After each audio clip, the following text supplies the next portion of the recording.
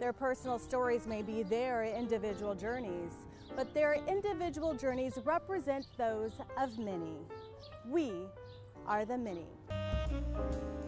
Since we've been born, we don't know the peace. Only the peace maybe when we are here. Esai Toingar and his wife Bridget are originally from Chad, Africa. The country of Chad has been a bloody battleground for decades.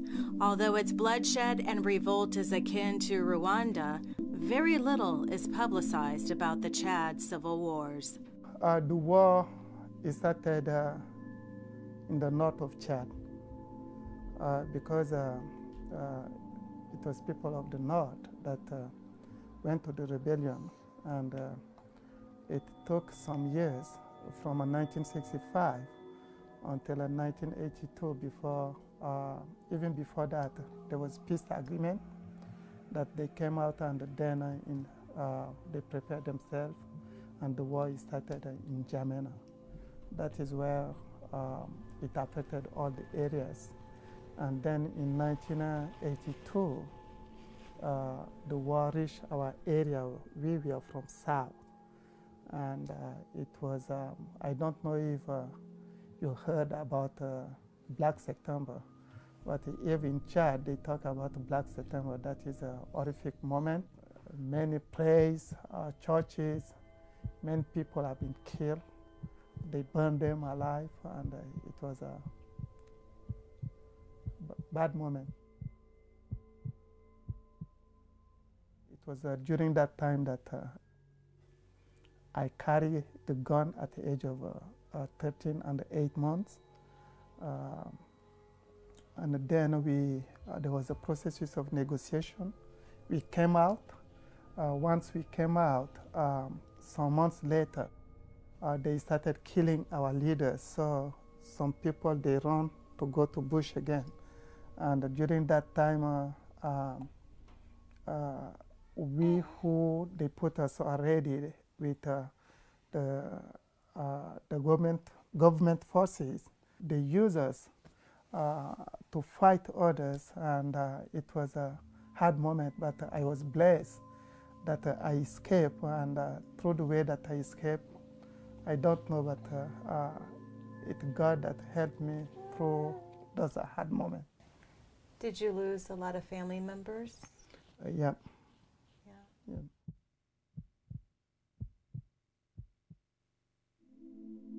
Esai and Bridget's sadness is palpable. The scars of repeated personal loss from the war are still etched on their hearts. I remember I was young at that time, but they went to our village, our original village, and people were praying. That was on Sunday, and they surprised them, so they surrounded the church, and they killed most of people there. And people that were killed, some that still not dying yet, they're still alive. They try to record them, the voice, and bring it back to the city, and they laugh about it. So it's heartbreaking. It is hard to see your loved one, to see your mom, your daddy, your brother, someone come just for nothing.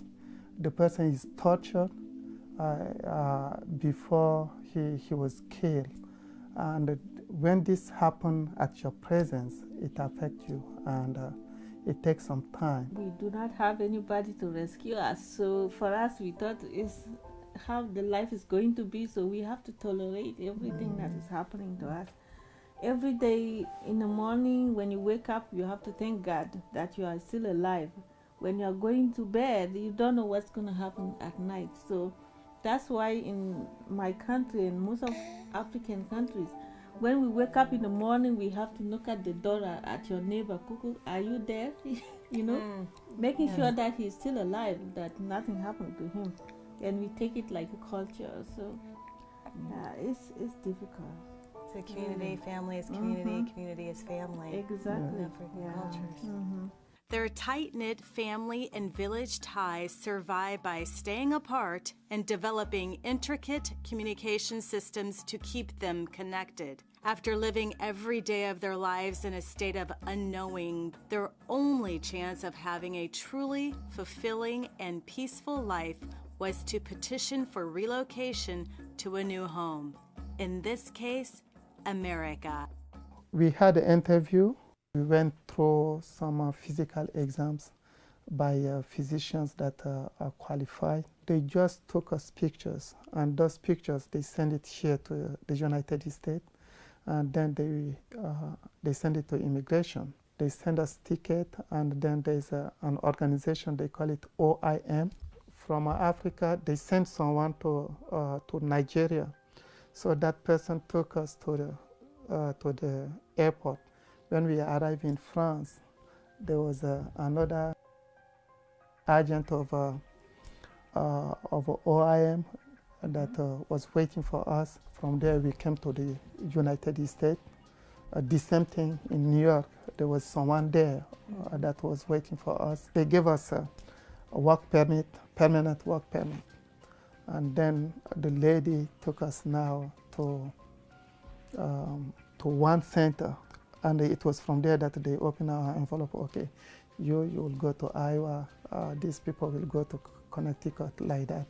After she said, okay, we will come to Iowa, there was a problem of weather, and we missed our airplane.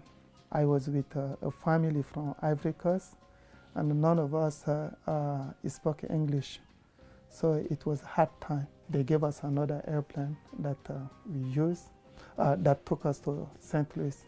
And it was late already. So we stayed there. We didn't know what to do. I had 15 naira, which would be maybe 2 or 3 cents USA. That was the only money that I had. The other family did not have money. We tried to sit down at the airport, and they told us not to sit down. The lady stood up with her young baby, and we walked around. It was like we were lost. So after that, there was one guy from Togo that he worked at the airport of St. Louis. So I think he was security guy. And he saw us when the police came to talk to us. He said, because of me, he will help all of us.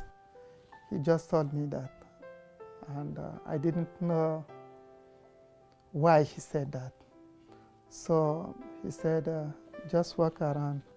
At 10:30 p.m., I will take you to my house, and then I will take you back to the airport early in the morning. And he bought chicken, so once we reached his house, he cooked that night for us. We ate that chicken during the night with bread, and early in the morning he gave me $20. He said, okay, when we came to the airport, if no one was around to welcome us, we can use that money to call. The airplane came, we moved to Sioux City. Fortunately, people were there. They welcomed us, and they took us to our different apartment, and it was there that we started our new life. Their strength to persevere and steadfast courage to embark upon their journey is a testament of their strong faith, a faith that assured them of new opportunities despite expected challenges. When I first arrived, the apartment that they rented for me, when I came in, I opened the refrigerator. They opened the refrigerator. I saw food, bananas, and many other things. And this gave me emotion. It took me back during the time that the water that I was drinking was full with mold. I ate the root of trees to survive. Sometimes we gathered the leaves of trees just to make like a sauce, without any other things to drink, just to survive. So this gave me a big emotion. And I was still thinking about even I was eating. Sometimes I just stop and thinking a little bit about those that I left behind me.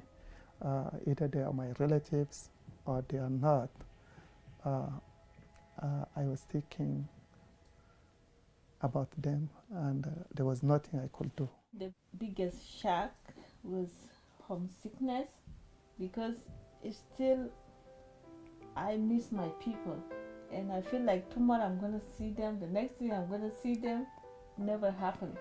I watch the TV, nothing like mango tree or anything pass through the TV, so I'm always in shock. It's tough, and I realize also that people work too much here. So there's no way we sit down like that to, have a good life like in Africa. People like to be in a family. Once their family became adjusted, Asai was able to find work to achieve his goal of being a self-sustaining person. Before he got there, he learned a few important lessons about American work culture. I asked for applications, and one thing that I noticed here, even they knew they will not give you a job. You ask for application, they will give you. And with the problem of culture, for me, when someone gives you application, that means the person will give you a job. I had problem of communication. I couldn't communicate with other electricians. And sometime I was in my office, and they say maintenance dial. I didn't know what mean dial. When I learned English, I could come back. From there, I work, and I work hard. My supervisor was not honest with me. He said if I reach that target, they will increase my money. So I work hard to even go more than the target that they gave me. And they couldn't increase my money. And I was shocked. I wrote a letter to the manager, and the manager, my supervisor, came to me why I wrote a letter to his boss and other things like that. And I don't know, for some reason they met, and then nothing happened. Lessons in tow, Asai and Bridget and their children relocated to Cedar Rapids, Iowa, where Asai is employed by Rockwell Collins, a global company known for its best practice standards in onboarding diverse employees, such as immigrants. As workforce demographics are shifting, diversity becomes a business imperative versus a business choice. If the corridor is to continue its regional and global roles in today's economy, these choices need to be addressed and implemented with an exacting strategy and measured with attrition and wellness metrics, such as the program that Rockwell Collins implements worldwide. Once an employee accepts our offer, we have the leader reach out to that employee to be available to answer any questions, because many times these employees are moving in to the area and they may not know where to go for an apartment or a house. And so when they can have that connection early on with their leader, that helps them feel comfortable. Then once they're in the door, they go through a pretty extensive onboarding process, and that includes a very detailed employee roadmap that they follow. It also includes an assignment to a department buddy per se. That buddy will help them with maybe some of the trickier cultural navigation that they need to do within Rockwell Collins. Well, we also encourage our leaders to take on two leadership engagement activities throughout the year, where they can directly have dialogue with their team. That assimilation process is continuous. Throughout the years, Asai and Bridget have made multiple adjustments living in America and in Iowa, far from their native homeland of Chad. We could say that we went through a lot. Coming to the United States with any knowledge of English, having children, and trying to improve our life. It was not easy, but we thank God that some of we were able to get some degrees here. And even if we do not have a position that can help us to have a stable life, we really thank God and we really thank people of Iowa. Despite a life filled with inconceivable hardships and unimaginable horrors, both Asai and his wife Bridget have bright spirits, radiate love, and freely express their compassion and concern for humanity. These experiences and their strong Christian faith are the catalyst for Asai launching the nonprofit organization Journey to Forgiveness and Peace. Now we are in the position where we can help others not to go through what we went through. And we are in a position where we can also share our struggles with Americans as well as immigrants to see how we can make our community much better. I climbed aboard, and it's been an adventure of its own type. I've learned a whole lot, come to respect the lives of people I've met. So. An understanding and respect of people's nuances, choices, backgrounds is something that Brigitte and Asai have passed down to their children.